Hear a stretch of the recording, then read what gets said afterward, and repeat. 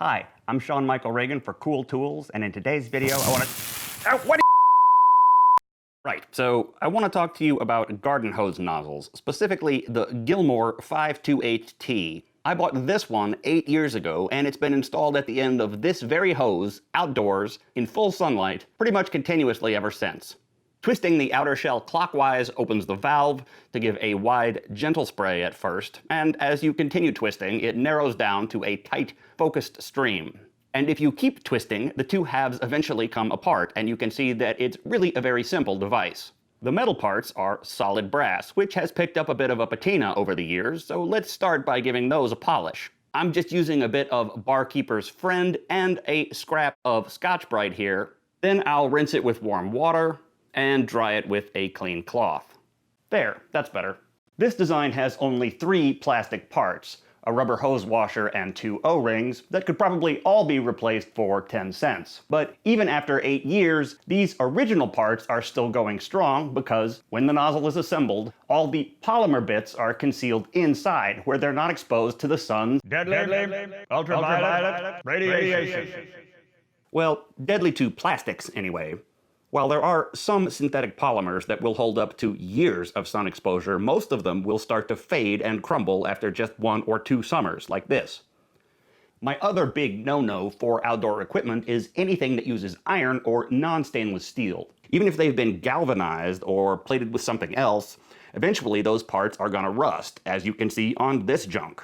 Both these sprayers are newer and were more expensive than my Gilmour 528T, but they're both now useless while it's still going strong. So in short, this thing's great. I just bought a new one for 11 bucks, planning to show you that even after 8 years of use, the old one is still literally as good as new. Unfortunately, when I went to unscrew the nozzle on this new one, I discovered that it no longer comes off. Now, there's this internal retaining ring which stops you from removing the outer shell. I suppose there may be some people who see that as a feature, because now the 2 parts can't get separated from each other and lost, and also because it keeps you from accidentally doing this. Oh, God! But personally, I'd rather be able to take the nozzle apart in case I want to clean it or maybe eventually replace the internal O-rings. So this change, to me, is not an improvement, and I was disappointed to see it. But it gets worse. From the hose end, you can see that the old one is made from one continuous piece of machined brass, whereas the new one, I don't know if that's threaded or swaged or what, but there's clearly a new mechanical joint here and thus a new potential failure point. I did find a couple better options though. This Dramm 12380 is considerably more expensive at $16, but it's also quite a bit heavier than the 528T, and it is made in the USA. It operates on the same principle as this old one that I know and trust. It's built in the same way from 2 pieces of solid brass with no extra mechanical unions, and all the plastic parts can be easily removed and replaced. The other option here is also made by Gilmour, and it's actually cheaper than the 528T at just $7. It does have these black rubber gripping surfaces, and I know it might seem odd to recommend that after ranting about exposed plastic parts on these things, but check it out. This part can be pried off, and underneath it's solid brass. And this part, though it takes a bit more work to remove it without cutting, is likewise solid brass underneath.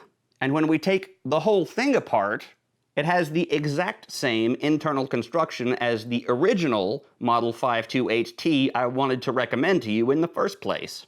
So you can pay $4 less for this guy, and even if the rubber falls apart in the sun after just a month, you can just cut those parts off, throw them away, and use it like this. And you'll still be better off than if you'd spent almost twice as much to buy this one that can't be taken apart and that has this new mechanical failure point to worry about. Okay, thank you for watching. As always, you'll find an affiliate link in the description field down below the video. If we've persuaded you to buy a hose nozzle, please use that link to make your purchase to help support this channel, as well as our blog and podcast over at cool-tools.org. We'll see you next time. Yep, that's fine. Yeah, just keep doing that. That's great.